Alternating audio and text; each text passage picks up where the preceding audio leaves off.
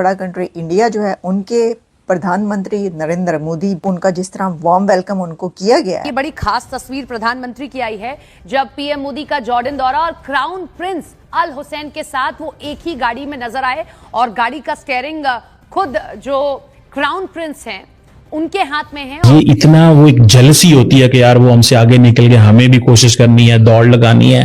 क्या है, हम क्यों फेल हो गए हैं? खलीज और जनूबी एशिया की जियोपॉलिटिक्स में एक मुल्क बहुत तेजी के साथ अपना खामोश किरदार अदा कर रहा है और अपने असर और रसूख को बढ़ा रहा है। ये खिलाड़ी है भारत। इनकी ईंट से ईंट बजा रहे, इसी को कहते हैं ईंट से ईंट बजा। प्राइम मिनिस्टर मोदी जो है भारत के वजीर आजम, वो इस वक्त वो जॉर्डन में थे। जॉर्डन जो है एक फंक्शनल, एक वर्किंग रिलेशनशिप विद इजराइल रखता है और जॉर्डन एक ऐसा देश है कि जितने सारे छोटे छोटे कंट्रीज है मिडिल ईस्ट में एक्सेप्ट कतार, ये ट्रेडिशनली इंडिया के साथ रिश्ता अच्छा रखा है। और भारत कैसे खलीज में पाकिस्तान के लिए चैलेंजेस बढ़ा रहा है। हमारे वजीर आजम को तो नहीं बुलाया जाता। 18 महीने के दौरान IMF पाकिस्तान पर कर्ज देने के लिए लगभग 70 के करीब शराइत आयद कर चुका है कि इंडिया, जैसे मैंने आपको बताया, एक डिप्लोमेटिक आउटरीच कर रहा है तमाम मुसलमान ममालिक में, जिसमें इंडिया ने फर्स्ट ईयर में जो वेस्ट एशिया के जो मुल्क UAE, उनके साथ बहुत अच्छे ताल्लुकात बनाए। हम इन ममालिक के साथ अच्छे ताल्लुकात क्यों नहीं बनाए? प्राइम मिनिस्टर मोदी जो है भारत के वजीर आजम, वो इस वक्त वो जॉर्डन में थे और उनके ताल्लुकात जो जॉर्डन के साथ हैं उस हवाले से बात करने की ज़रूरत है, जिसमें उन्होंने कल ये कहा मोदी साहब ने कि जनाब मैं तो बहुत अप्रिशिएट करता हूँ जॉर्डन की लीडरशिप को फॉर इट्स मॉडरेशन। मीन्स कि आप लोग जो है वो कोई रिलीजियस रेडिकल्स नहीं है। This was the message basically, कि आपको मैं मजहबी इंतहा पसंद नहीं समझता। ठीक है, अब देखना ये है कि एक्चुअली मकसद क्या है, हो क्या रहा है, चीज़ें चल कैसे रही हैं। समझ रहे हैं बात को? चीज़ें चल कैसे रही हैं, मकसद क्या है? मकसद देखिए सिंपल सा है। मकसद ये है कि इंडिया, जैसे मैंने आपको बताया, एक डिप्लोमेटिक आउटरीच कर रहा है तमाम मुसलमान ममालिक में, जिसमें इंडिया ने फर्स्ट ईयर में जो वेस्ट एशिया के जो मुल्क UAE, उनके साथ बहुत अच्छे ताल्लुकात बनाए। नेक्स्ट वो समझते हैं कि हम ओमान एक ऐसा मुल्क है जिसको इंडिया समझता है कि मैं अपने करीब कर सकता हूँ। आपने नोट किया कि पाकिस्तान के जो इंटीरियर मिनिस्टर हैं मोहसिन नकवी, वो भी ओमान जाते हैं आजकल बहुत ज़्यादा। और उसकी वजह क्या है? उसकी वजह इंडिया, मेरी ज़ाती असेसमेंट है। इंडिया कहता है जी हमारे ओमान से 5000 साल पुराने ताल्लुकात, ओशन ट्रेड, ठीक है ना जी, और हमारा जो है बहुत करीबी ताल्लुकात है। ताल्लुकात दोनों मुल्कों के, इंडिया और ओमान के, 1955 में बने। इम्पोर्टेंट प्लेयर है जी। सुल्तान कबूस से अच्छे ताल्लुकात थे, अब सुल्तान हैतम बिन तारिक से अच्छे ताल्लुकात हैं हमारे।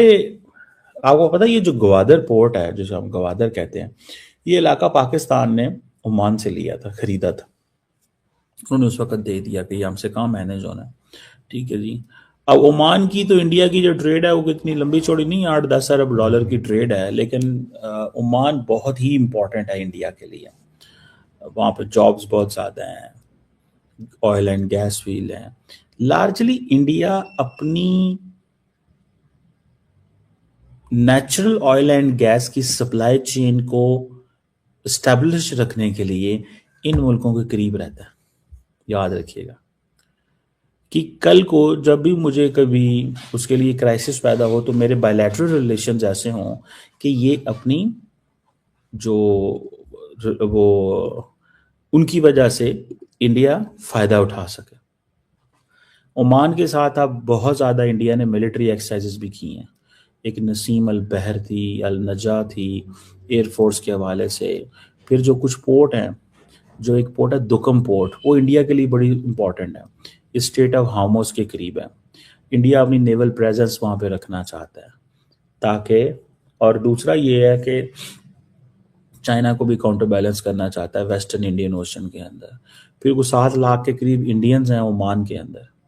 मैं जॉर्डन का जो कैपिटल अम्मान है, ठीक है ना, ओमान इटसेल्फ ये, और ये कंस्ट्रक्शन, हेल्थ केयर, ये इस तरह के, और बड़े 7 लाख बंदा जो इंडिया का ओमान में है वो समझते हैं हमारा वो एक एक्टिव कनेक्शन वहाँ पे मौजूद है।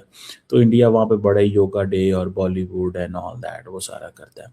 तो इंडिया अपनी स्किल्ड एंड सेमी स्किल्ड जो वहाँ पे है वो उनको बेचता है। बहरहाल that is something which I can see. अब इंडिया कहता है जी कि ओमान तो हमारा ट्रस्टेड पार्टनर है, ट्रस्टेड सिक्योरिटी पार्टनर है। Basically the more India gets closer with Oman there is a tension in Pakistan. आपको पता है गवादर से ओमान जो है वो वैसे ही नजर आता है, आधे घंटे की फ्लाइट है कि 20 मिनट की।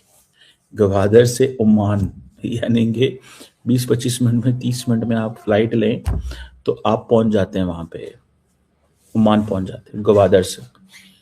तो आप इमेजिन कर सकते हैं कि India, why is India so close, why is India so near, कितना करीब है।